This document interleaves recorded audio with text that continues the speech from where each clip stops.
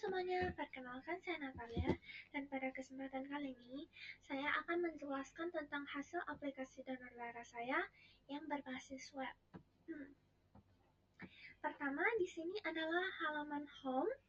Nah, halaman ini bisa diakses oleh user siapapun, mau login atau tidak login. Namun, untuk mengakses lebih lanjut diperlukan untuk login terlebih dahulu. Nah, di sini saya klik login dan saya akan bikin akun baru terlebih dahulu. Nah, di sini kita input name, namanya, dan email, dan passwordnya saya bikin sama. Nah, ini golongan darahnya boleh dipilih, dan tanggal lahirnya. Kemudian jenis kelaminnya, dan kita klik verifikasi CAPTCHA, dan sign up. Setelah ini, ini kita tunggu.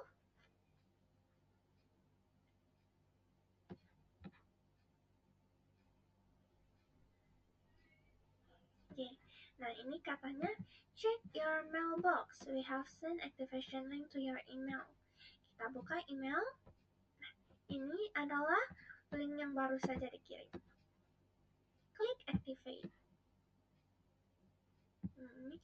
Nah, setelah ini kita login sebagai akun tadi, username test dan passwordnya test. Kita login.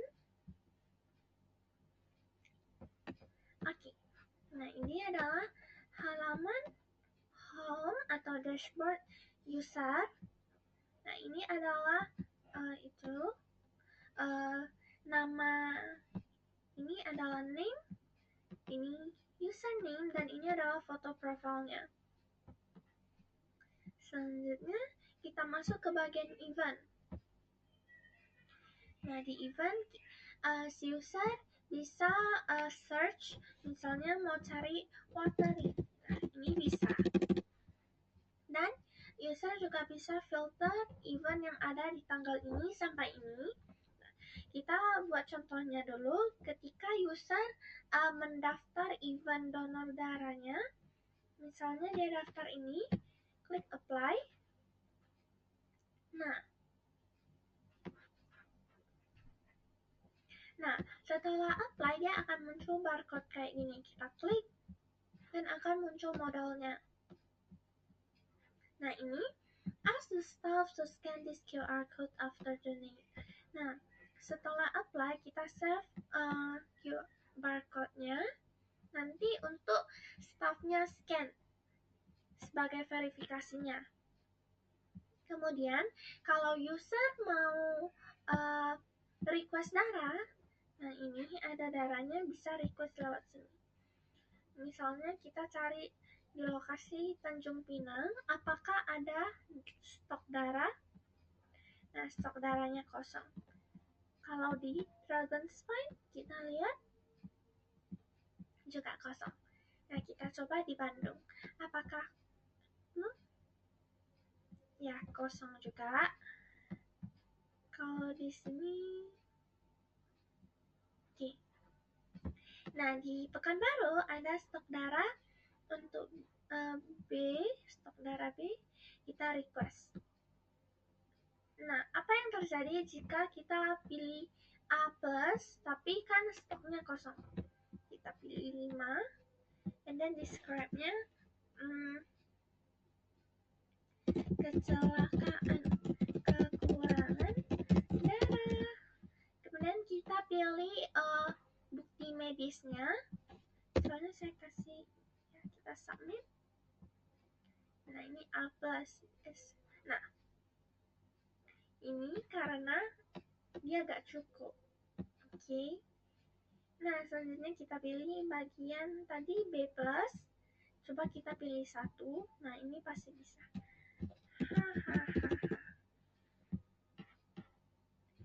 Kita upload lagi. Submit request. Nah, B- ya. Salah. Ini kita pilih B-. Kuantitinya 1. Dan ini. Dan kita pilih filenya. misalnya file bukti medisnya ya.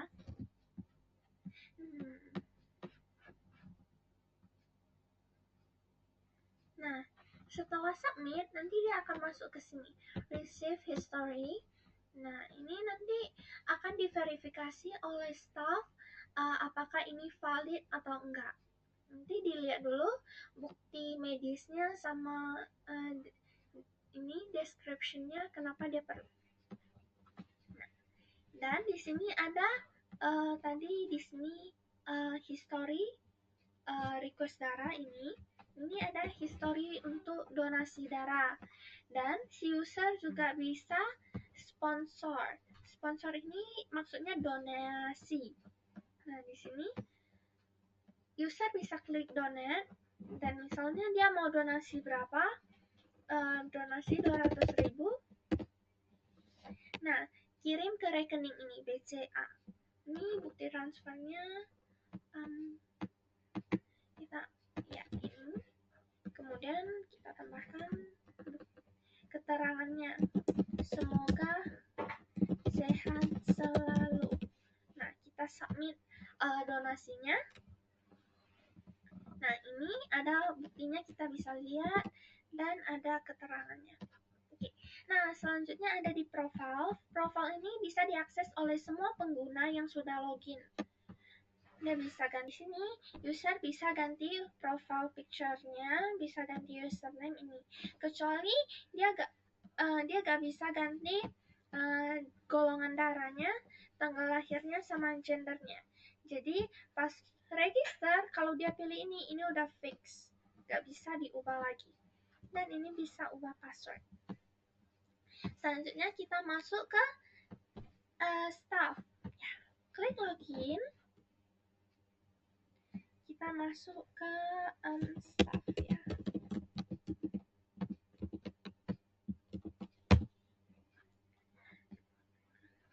Nah, ini adalah dashboard staff. Kayak biasa sama. Dan si staff ini dia bisa scan barcode. Tadi kan ada si user apply event, ada barcode buat check in. Bisa scan a file. Nah, kita jangan pakai kamera, kita pakai upload gambar. Nah, ini adalah gambarnya. Nah, check in successful, artinya udah berhasil. Nah, kita masuk ke blood verification. Nah, ini ada keterangan yang tadi user minta request darahnya. Kalau recheck, nanti bisa ditulis alasan kenapa ditolak. Misalnya, alasan gak masuk akal. Oke, kita reject.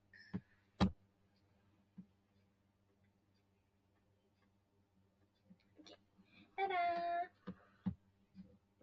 Nah, tapi kalau dia berhak di-approve, nanti si user bakal bisa lihat barcode-nya, sehingga nanti dia bisa datang ke tempat langsungnya dan di-scan oleh staff untuk verifikasi identitas, dan baru bisa ambil stok darahnya. Selanjutnya masuk ke bagian manager. Nah, manager ini dia untuk lihat laporan keuangannya. Nah, tapi ada yang berbeda di bagian home-nya. Nah, untuk user manager dan super admin, dia bisa lihat nih grafiknya. Nah, ini pendapatan hari ini karena ada orang yang sponsor atau donasi. Ini bisa diganti grafiknya gimana? Oke. Dan ada keterangan ringkasan pendapatan. Hari ini dapat 200.000, semalam dapat 100 juta, 100.000, dan bulan ini segini. Nah, ini masuk ke menunya, menu laporan. Ini juga ada. Ini adalah pendapatan hari ini. Berapa ini? 200.000, dan semalam 100 juta, dan pengeluarannya udah 7 juta. Nah, pengeluarannya dapat dari mana? Pengeluarannya dapat ketika admin atau super admin bikin event. Nah, setiap event pasti ada anggarannya. Nah, inilah yang masuk ke outcome. Nah, kita coba print laporannya. Laporan hari ini. Nah, ini tidak ada outcome karena memang nggak ada pengeluaran yang dibuat hari ini. Kalau untuk semalam dia ada pengeluarannya. Tuh, ini adalah karena dia bikin event ini, dia ada pengeluarannya segini. Dan jadi nanti income-nya dipotong dengan outcome dan hasilnya 93 juta. Dan manajer juga bisa filter mau laporan harian, bulanan, atau tahunan juga bisa. Nah, ini grafiknya nanti juga sesuai bulanan atau tahunan atau harian. Nah, selanjutnya ada user admin ya.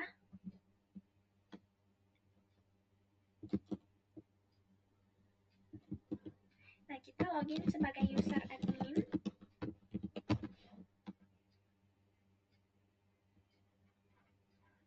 Nah, kemudian kita buka event.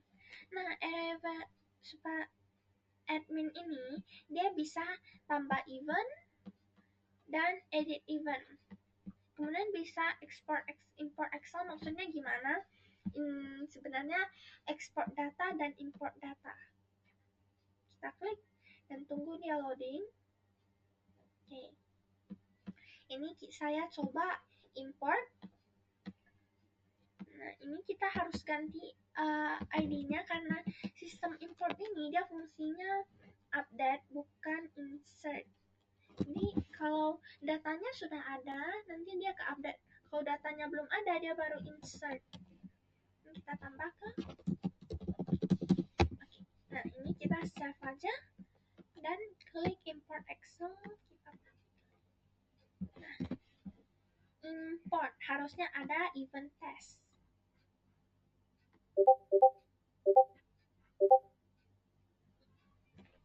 Dan ada juga ketika user edit atau hapus, nanti dia masuk notifikasinya ke sini. Bisa dilihat. Nah, ini ada notifikasi. Ketika user siapapun yang edit dan hapus, dia bakal masuk. Mau editnya berhasil atau enggak, dia tetap masuk notifikasi ke Discord. Nah, ini ada data yang baru diimport tadi, yaitu test. Kemudian kita hapus. Nah, ini perhatikan saya hapus event name test. Nanti kita lihat lagi di user super. Oke, masuk ke data. Nah, ini manage data.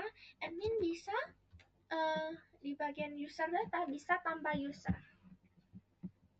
Nah, misalnya kalau usernya itu user biasa, ya tinggal di save. Kalau employer, dia ditentuin lagi jabatannya apa. Super admin, admin staff, atau manager. Dan ini sama kayak yang di event, export dan import data.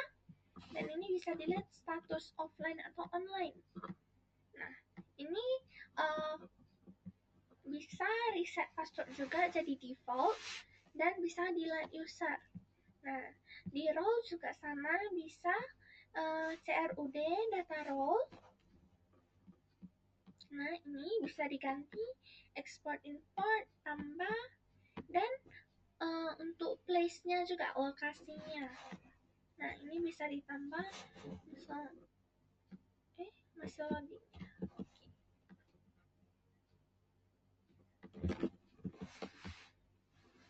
Oke. Nah, selanjutnya ada activity log.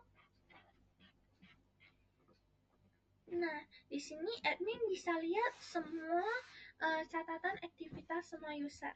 Bisa dilihat ada tadi manager login, user login, ada edit, update. Nah, tapi dia nggak bisa lihat activity lognya super admin. Jadi admin ini nggak tahu kalau ada super admin di sistemnya. Selanjutnya kita log out dan masuk ke super admin. Kita login super admin.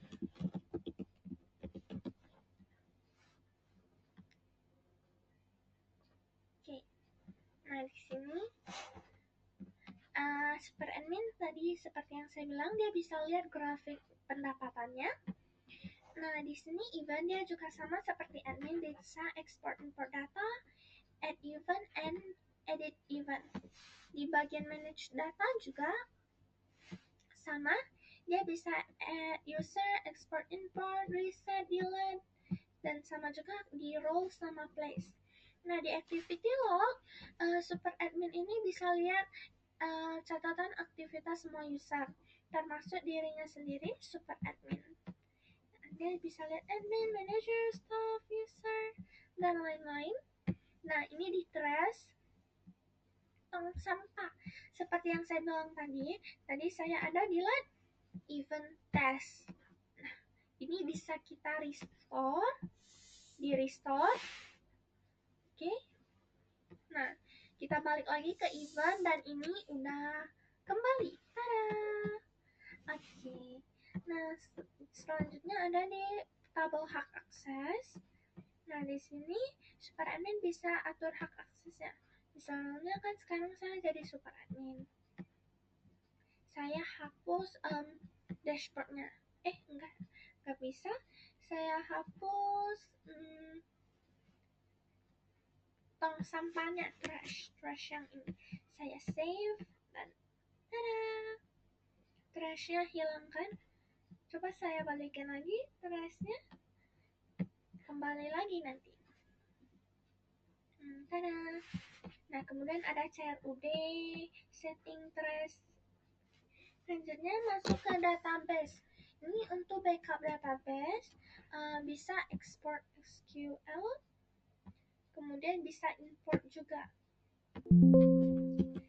Nah, ini sistemnya update, insert, sama kayak yang di export dan import data di event. Kemudian ada setting. Ini setting untuk website, misalnya saya ganti jadi Shopee, dan bisa ganti logo juga. Misalnya saya ganti menjadi QR code. Ya. Ini ada previewnya. Ini website banknya itu yang di sponsorship tadi, ini disesuaikan dengan yang itu. Kita save. Tada! Nah, ini udah berhasil keubah. Oke. Selanjutnya saya bakal jelasin tambahan di sini. Ini bagian login. Nah, ada fitur forget password. Nah, ini forget password by email dulu pertama. Kita harus masukin email yang terdaftar. Kalau nggak terdaftar di database kayak ini, dia nggak bakal bisa. Nah, nanti dia muncul warning. Nah, user not found. Kita harus pakai email. Jadi, send. Ini email yang dipakai ketika saya registrasi di pertama. Nah, ini reset link send. Kita buka emailnya. Nah, ini kita klik reset. Dan ini udah gak guna, kita tutup. Nah, ini kita reset password. Tadi ini adalah username test dan passwordnya test. Kita ubah passwordnya jadi hihihihi.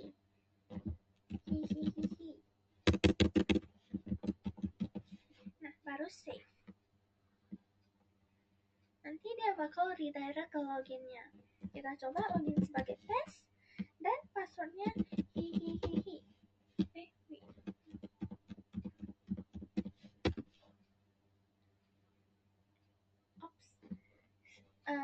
Jadi tadi passwordnya ada yang salah ya.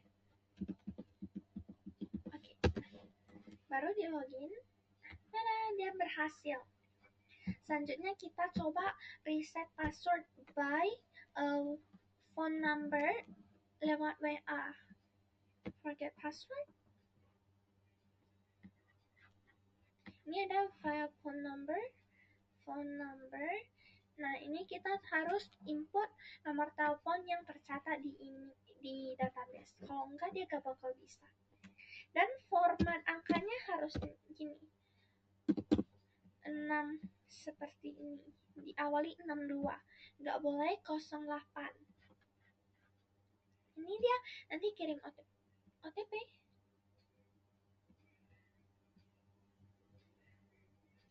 Nah, kenapa phone number not found? Karena tadi saya registernya jadi 08 ya, bukan 62.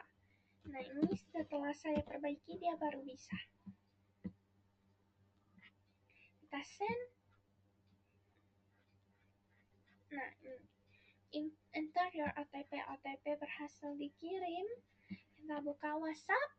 Nah, di sini ada ya, ini adalah OTP-nya. Kita copy 738-266 dan kita klik verify.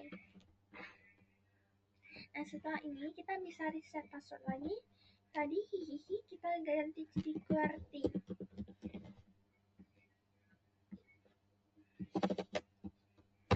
And save. Dan next kita login lagi. Di sana paste dan passwordnya QWERTY. Login.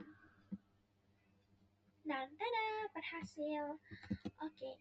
Nah, jadi sekian dari penjelasan aplikasi sistem informasi udara berbasis web milik saya. Dadah!